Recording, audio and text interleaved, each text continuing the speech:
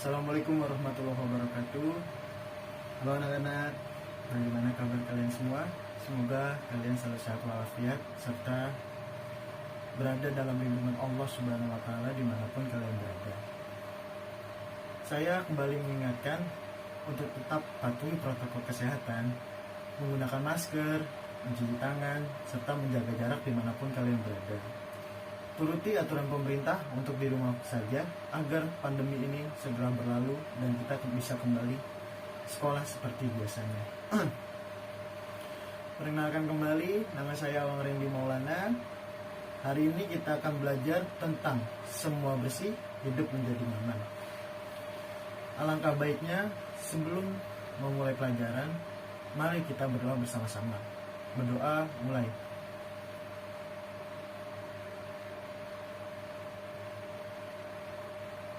Berdoa selesai. Selanjutnya kita akan masuk kepada pengertian hadas dan najis. Najis adalah kotoran yang menjadi sebab terhalangnya seseorang untuk beribadah kepada Allah Subhanahu wa Ta'ala. Sedangkan hadas, keadaan tidak suci pada diri seorang muslim yang menyebabkan ia tidak boleh sholat, tawaf, dan lain sebagainya. Macam-macam najis ada 3. Yang pertama najis mukhafafah, yang kedua najis mutawassithah, yang ketiga najis mughalazah. Najis mukhafafah adalah najis yang ringan. Contoh najis mukhafafah adalah air seni atau air kencing bayi laki-laki yang belum berumur 2 tahun dan belum makan apapun serta baru minum ASI dari ibunya. Cara mensucikan najis mukhafafah cukup dengan memercikkan atau mengusapkan air yang suci pada permukaan yang terkena najis. Yang kedua, najis mutawassithah, yaitu najis pertengahan. Contoh najis mutawassithah itu ialah darah, nanah, air seni, tinja, bangkai binatang, serta yang lainnya. Najis pertengahan ini dibagi menjadi 2, hukmiyah dan ainiyah. Cara mensucikan najis hukmiyah yaitu dengan mengalirkan air pada benda yang terkena najis. Sedangkan pada najis ainiyah wajib menghilangkan zat rasa, warna, dan baunya dengan air suci. Yang terakhir, najis mughalazah, najis yang berat. Itu berasal biasanya dari anjing maupun babi. Cara mensucikan najis mughalazah ialah membasuh sebanyak 7 kali, di mana salah satu basuhannya menggunakan air dicampur tanah. Macam-macam hadas ada 2, hadas besar maupun hadas kecil. Sebab kita mengalami hadas besar itu ada 6. Yang pertama berhubungan suami istri, yang kedua keluar air mani, yang ketiga haid bagi perempuan, yang keempat melahirkan, yang kelima nifas, dan yang keenam meninggal dunia. Sebab kita berhadas kecil itu ada 4.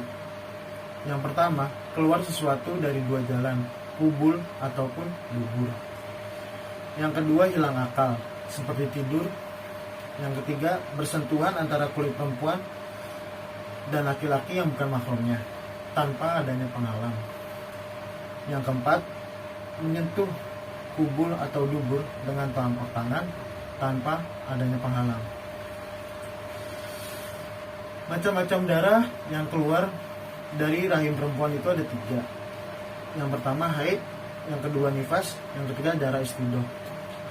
Haid ialah darah yang keluar pada perempuan yang mempunyai kondisi sehat. Kapan sih perempuan mengalami haid? Biasanya sebagian perempuan mengalami haid ketika umur 9 tahun. Akan tetapi rata-rata perempuan mengalami haid yaitu di umur belasan tahun. Lalu berapa lama perempuan mengalami haid? Banyak variasinya. Bisa sehari semalam, biasanya 6 atau 7 hari. Paling lama itu 15 hari. Tapi setelah 15 hari dan masih keluar darah, kita bisa menyebut itu darah istihadah. Wajib bagi perempuan untuk memeriksakan tersebut. Yang kedua, nifas, darah yang keluar setelah perempuan melahirkan. Darah yang keluar pun juga bervariasi, ada yang setetes 2 tetes, keluar sehari atau 2 hari, tapi rata-rata perempuan mengeluarkan darah nifas selama 40 hari dan paling lama 60 hari. Yang terakhir, darah istidoh, darah yang keluar tidak pada hari-hari haid dan nifas karena suatu penyakit. Darah istidoh ada 4 macam. Yang pertama, darah yang keluar kurang dari hari haid. Yang kedua, darah yang keluar lebih dari hari haid. Yang ketiga, keluar sebelum usia haid atau setelah menepus. Yang keempat, keluar lebih lama dari maksimal darah nifas. Perempuan yang mengalami darah istidoh tetap diwajibkan sholat dan puasa. Caranya ialah membersihkan terlebih dahulu darah, lalu memakai pembalut, berwudu, lalu sholat. Selanjutnya, tata cara toharo itu ada 3. Yang pertama, mandi wajib. Hukum mandi wajib itu ada 2. Niat mandi wajib, lalu membasuhi seluruh tubuh mulai dari ujung rambut sampai ujung kaki. Wajib menghilangkan najis apabila terdapat di badan seperti darah ataupun nanah. Yang kedua ada dengan wudu. Wudu pun memiliki 6 rukun. Yang pertama niat berwudu, yang kedua membasuh muka, yang ketiga membasuh kedua tangan sampai siku, yang keempat mengusap kepala, yang kelima membasuh kaki sampai mata kaki, yang keenam tertib. Jangan lupa pula sunah-sunah wudunya, membasuh kedua tangan sebelumnya, yang kedua berkumur, yang ketiga membersihkan hidung, yang keempat membasuh kedua telinga ataupun membersihkannya, yang kelima mendahulukan kanan baru yang kiri. Yang terakhir ada tayamum. Tayamum memiliki 3 rukun.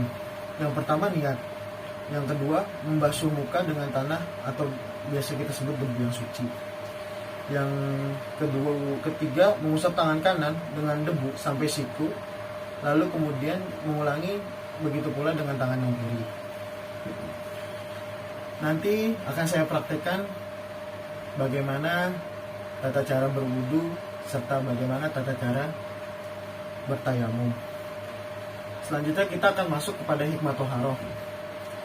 Hikmah toharoh itu ada 5. Yang pertama, orang yang hidup bersih akan terhindar dari segala penyakit. Yang kedua, Rasulullah SAW bersabda, barang siapa yang menjaga wudunya, insya Allah wajahnya akan bersinar ketika dibangkitkan kelak. Yang ketiga, dapat dijadikan sarana mendekatkan diri kepada Allah Subhanahu wa Ta'ala. Yang keempat, Rasulullah SAW menegaskan bahwa menjaga kebersihan adalah sebagian dari iman. Dan yang terakhir, kebersihan akan membuat kita menjalani kehidupan dengan nyaman. Jadi, mari kita jaga kehidupan kita dengan bersih agar kita hidup dengan nyaman. Terima kasih. Sekian materi hari ini. Sampai bertemu kembali di kesempatan yang akan datang. Saya izin pamit mohon undur diri. Wassalamualaikum warahmatullahi wabarakatuh. Sekarang kita melakukan praktek wudu. Yang pertama adalah niat. Bismillahirrahmanirrahim.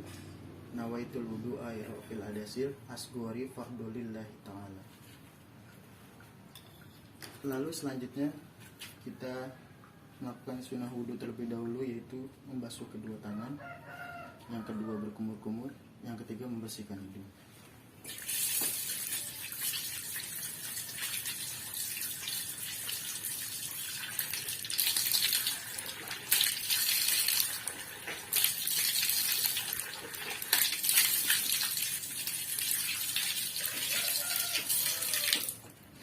Setelah melakukan itu, selanjutnya yaitu membasuh muka.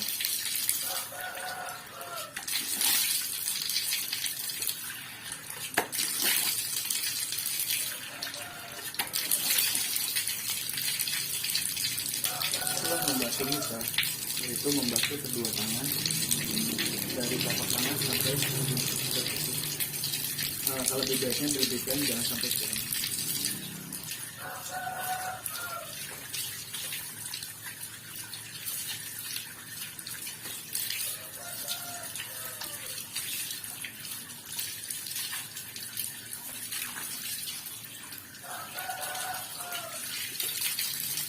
Selanjutnya kita akan membasuh bagian rambut kepala.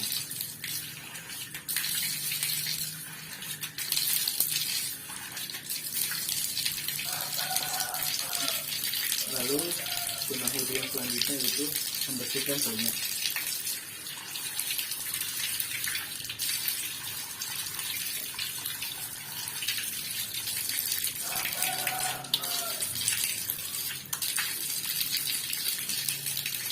Dan yang terakhir, membasuh kedua kaki sampai melewati mata kaki.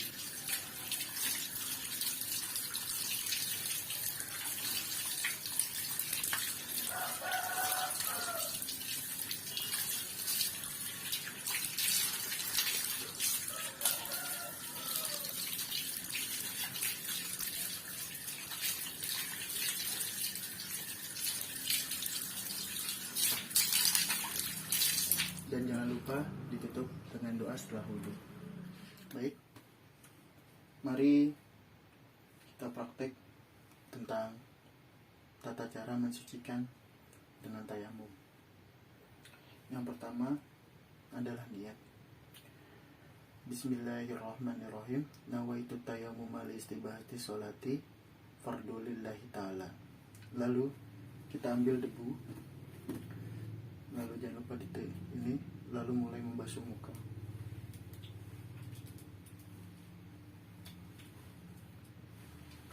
Selanjutnya kita membasuh tangan.